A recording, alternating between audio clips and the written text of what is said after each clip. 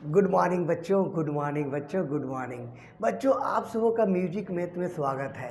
बच्चों आप सबों का म्यूजिक मैथ में स्वागत है। और आज हम लोग क्लास 11 का पहला हम लोग चैप्टर पहला आज वीडियो बना रहे हैं। क्लास 11 का सब्जेक्ट मैथ्स का बनाएंगे।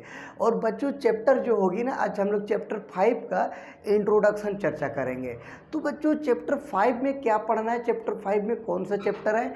चैप्टर 5 में जो है वो हम लोग कॉम्प्लेक्स नंबर कहलाती है। तो बच्चों आज हम लोग को पढ़ना है कॉम्प्लेक्स नंबर के बारे में। और कॉम्प्लेक्स नंबर के बारे में अगर हम लोग पढ़ेंगे तो कॉम्प्लेक्स का मतलब क्या होता है? सम्मिश्र संख्या। तो कॉम्प्लेक्स नंबर में जानने से पहले हमें ये चीज़ जानना होगा कि कॉम्प्लेक्स नंबर सम्मिश्र संख्याएं। तो कॉम्प्लेक्स नंबर सम्मिश्र संख्याएं मतलब संख्याओं का एक कॉम्प्लेक्स होगा। तो कौन कौन की संख्या का कॉम्प्लेक्स होगा, कॉम्बिनेशन होगा, ये जानना होगा। तो इसमें होगा एक वास्तविक संख्याएं और एक होगी काल्पनिक संख्याएं।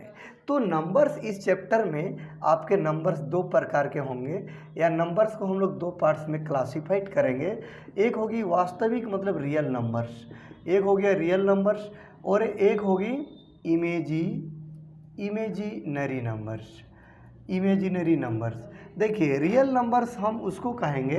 रियल नंबर से एक मैं सिंपल सा कॉन्सेप्ट दे रहा हूँ कि अगर आप किसी नंबर का स्क्वायर कर रहे हैं, मान लीजिए आप कोई नंबर का स्क्वायर कर रहे हैं और स्क्वायर अगर आपका प्लस आ गया, स्क्वायर अगर आपका प्लस आ गया तो समझ जाइए कि वो रियल नंबर है। अब -1 का स्क्वायर कीजिए, +1 का स्क्वायर कीजिए, +2 का स्क्वायर कीजिए, 5/2 का स्क्वायर कीजिए, -5/2 का स्क्वायर कीजिए। अगर आप कोई √2 का स्क्वायर कीजिए, √2 का स्क्वायर कीजिए। तो अगर हम किसी नंबर का स्क्वायरिंग करें और अगर वैल्यू प्लस आ गया तो समझ जाएंगे कि ये मेरा रियल नंबर है। ये एक मैं कॉन्सेप्ट दे रहा हूँ। इमेजिनरी नंबर का मैं जानना चाहता हूँ। एक तो इनका मैं सबसे पहले फॉर्म देखूंगा, इनका रूप देख के हम समझ जाएंगे कि ये काल्पनिक संख्या है कि नहीं है। ठीक है, तो काल्पनिक संख्या है कि नहीं है, इनको बारे हमें जानना है। तो बच्चों काल्पनिक संख्या के बारे में हम लोग बहुत मज़ेदार तरीक़ा से जानेंगे। नंबर्स हम लोग दुनिया में बहुत सारा देखे, बहुत तरीक़ा का नंबर्स देखे, आप लोग भी देखा, मैंने भी देखा, बहुत सारे नंबर्स देखे। और हम लोग दुनिया में बहुत टाइप का आदमी भी देख लिए, कोई मनीष दुबे टाइप का भी देख लिए, सुन लिए, और कुछ ज्योति मौर्य टाइप का भी लड़की औरत देख लिए। तो बच्चों दुनिया में बहुत टाइप के नंबर्स, बहुत टाइप के मेंस, बहुत टाइप के वीमेंस इस तरीक़ा के हैं। तो कुछ काल्पनिक संख्याएँ भी हैं, उनको पहचानने का तरीका क्या होगा? तो उनका फॉर्म है कि अगर मान लीजिए माइनस नंबर है और इसमें अगर रूट लगा हुआ है, तो अगर इस फॉर्म में कोई नंबर लिखा हो तो ये मेरी काल्पनिक संख्या होती है। फॉर एग्जांपल मैं इसको एग्जांपल लेता हूँ। जैसे मान लीजिए ये माइनस मैंने 2 ले लिया, माइनस में √-3 ले लिया, √-5 ले लिए, और मैं ले रहा हूँ -7 में रूट लगा दिए। इस तरीक़ा का नंबर -4 में ही हम रूट लगा दिए, -6 में ही हम रूट लगा दिए। तो ये फॉर्म अगर किसी नंबर के पास हो, कोई नंबर अगर इस रूप में दिखाई दे तो समझ जाएंगे काल्पनिक संख्या है। तो एक तो मैं तरीका बताया कि काल्पनिक इमेजिनरी जो नंबर्स होती है, इमेजिनरी नंबर्स का एक रूप मैंने क्या लिखा कि स्क्वायर रूट के अंदर नंबर होगा, लेकिन जो नंबर होगा वो नेगेटिव होगा। तो ये हम लोग फॉर्म देखे, फॉर्म कैसा नज़र आया? फॉर्म इस तरीक़ा से नज़र आई। अच्छा बच्चों, हम आप लोगों से एक चीज़ पूछना चाहते हैं कि -5 को क्या आप -1 × 5 लिख सकते हैं क्या? -1 को -5 को -1 × 5 लिख सकते हैं क्या?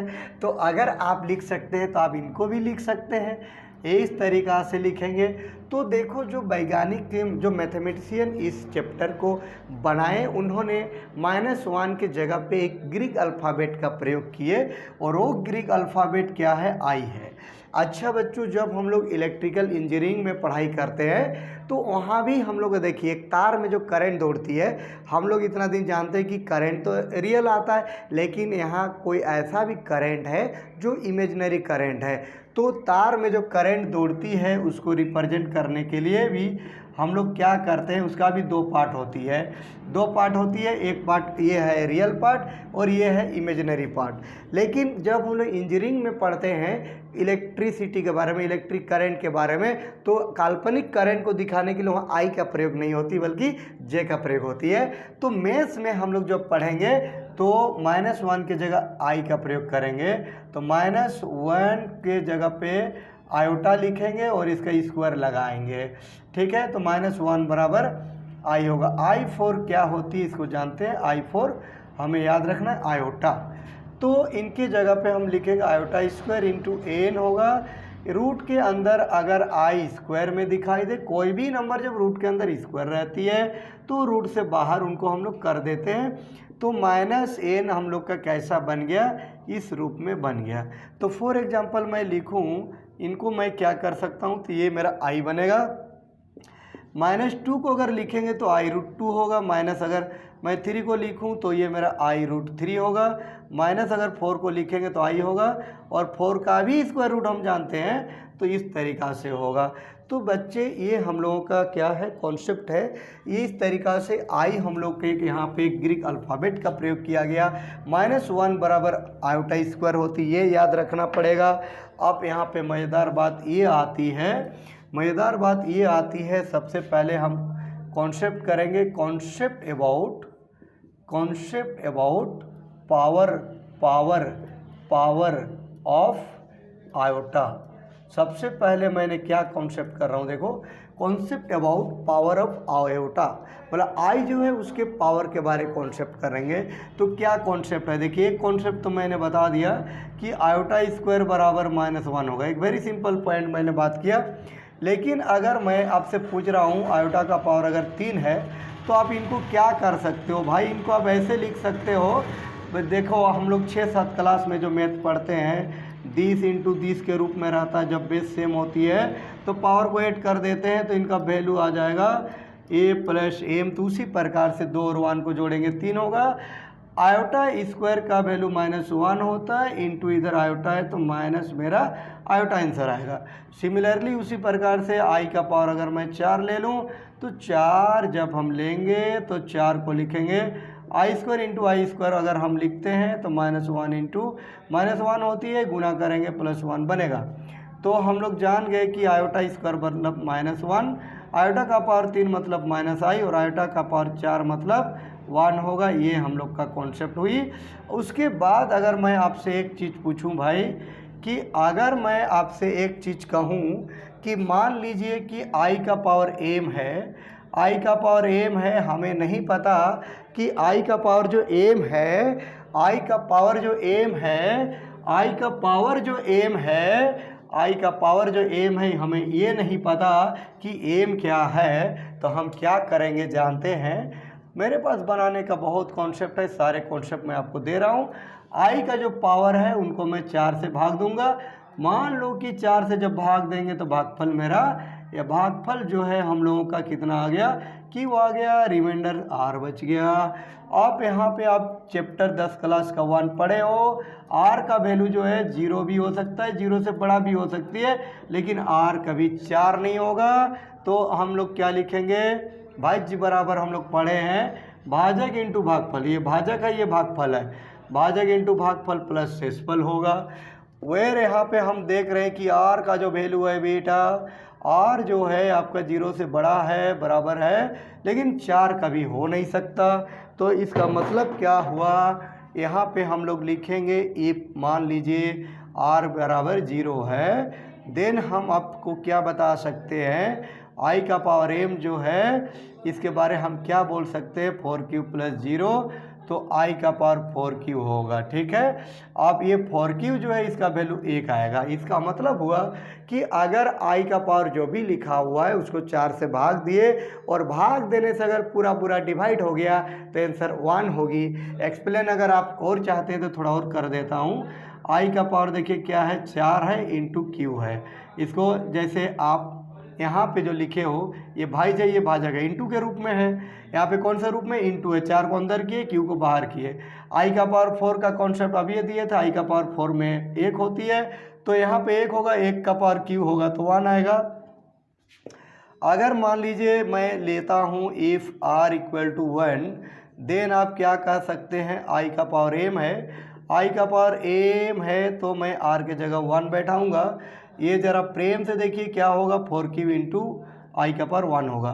गुना में घात जोड़े जाते हैं, यहाँ पे देखिए पावर जोड़ में है तो इनको और इनको अलग अलग कर दिया। अभी इसके बारे में बात किए थे, इसका वैल्यू 1 आता है इंटू आई का पावर 1 मतलब आई होगा तो आई वैल्यू आएगा।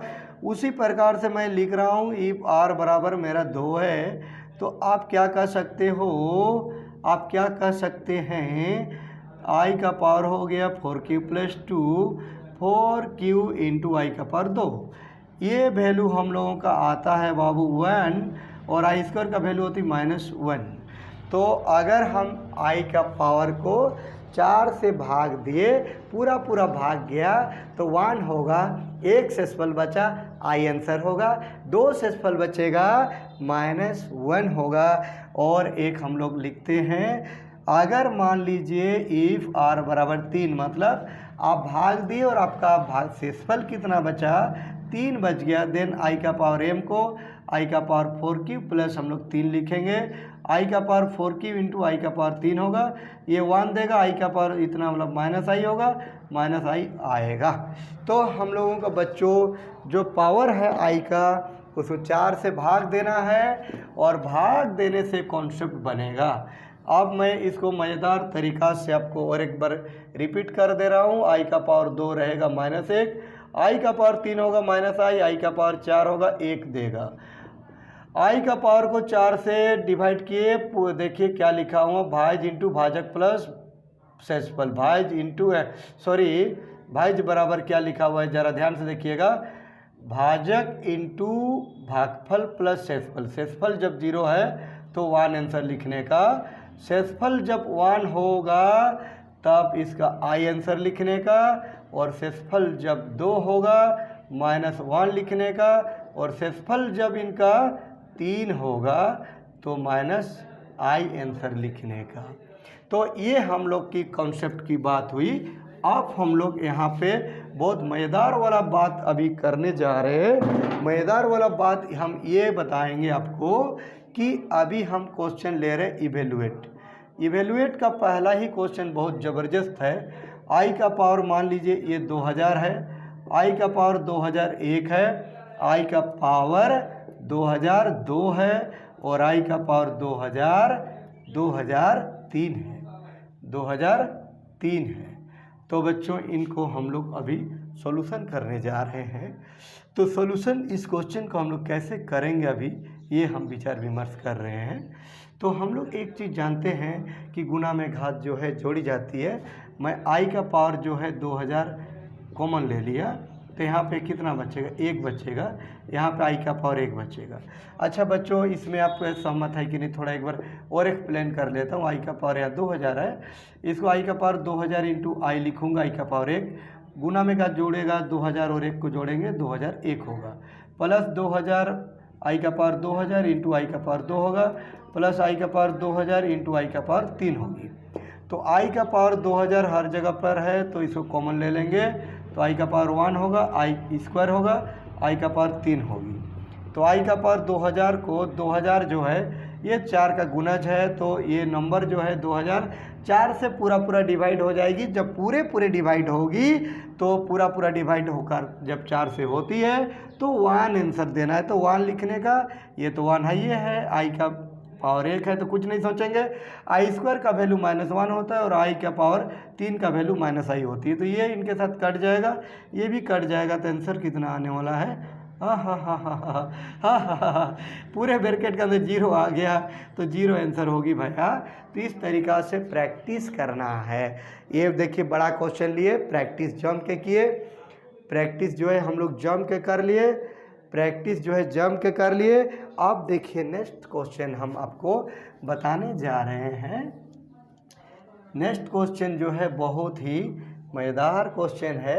क्वेश्चन क्या ले रहा हूँ, i का पावर 37 है, आप इनको बहुत तरीक़ा से बना सकते हो। मैं देखिए 4 से बिना भाग दे के सिखा रहा हूँ। पहले आई का पावर को अगर बिना देख के भाग मैं बनाऊँ तो 36 और 1 लिखूँगा 37। देखिए बाबू मैं ऐसा क्यों कर रहा हूँ, ये विषम है, हम इसको सम कर दिए, 36 और 1 37 होता है। मतलब ये विषम जब भी रहेगा तो एक कम लिखेंगे और एक 1 इधर साइड करेंगे। ये जो 36 है ये तो बाबू हम लोग को बहुत मज़ेदार हो गया रे। 36 4 का अगर कॉन्सेप्ट से लोगे तो 4 का कॉन्सेप्ट से भी बनेगा। और हम अगर इसको 36 को आई स्क्वायर का कॉन्सेप्ट लें तो आई स्क्वायर का वैल्यू -1, तो यहाँ आई स्क्वायर लिख दीजिए और यहाँ 18 लिख दिए। 18 दूना 36 होती है इंटू आई, तो इसका वैल्यू हो गया आई स्क्वायर का -1 इंटू 18 इंटू आई। देखो बाबू यहाँ पे एक कॉन्सेप्ट और है, जब -1 का पावर में सम संख्या लगा होता है तो ये +1 देता है, और -1 का पावर अगर विषम लगा रहता है ना तो ये -1 देता है। तो 18 बताओ ये क्या है, सम संख्या है, तो इधर 1 देगा इधर आई देगा, तो वैल्यू कितना आने वाला है, आई आने वाला है। तो ये भी एक मज़ेदार वाली बात हुई। नेक्स्ट हम एक कॉन्सेप्ट और दे रहे हैं आपको, एक कॉन्सेप्ट और हम बता रहे हैं। कॉन्सेप्ट ये है कि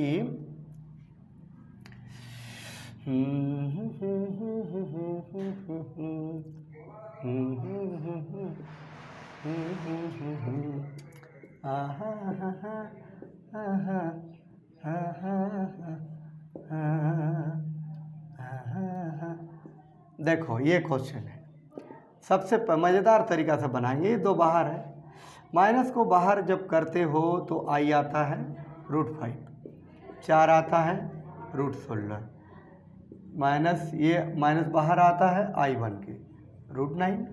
सब का वर्गमूल आप जानते हैं भाई, सब का वर्गमूल आप जानते हैं 25 है। यहाँ पे 25 का वर्गमूल जो है 5 होती है, और 4 का जो वर्गमूल है ये 16 का 4 होती है, और 9 का जो वर्गमूल है ये 3 होती है। 5 दूनी अगर हम लिखें तो 10 होगा, 4 चौके कितना होगा, 4 चौके 16 होगा, और 7 तिया क्या होगा 21 होगा।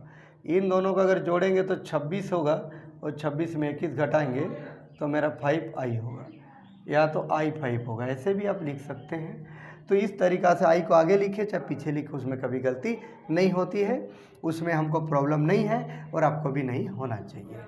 ठीक है, तो इस तरीक़ा से इसको हम लोग बनाते हैं, प्रैक्टिस करते हैं। इस तरीक़ा का बहुत सारे क्वेश्चंस होंगे, सबको प्रैक्टिस करना है, जम के प्रैक्टिस करना है, जम के पढ़ना है। तो आज हम लोग थोड़ा सा आई का बेसिक कॉन्सेप्ट के बारे में चर्चा किए। इसको आप लोग लगे रहिए, बनाते रहिए, घर पे कॉन्सेप्ट क्लियर कीजिए। आज के लिए दोस्तों यहीं तक, फिर हम लोग कल मिलते हैं।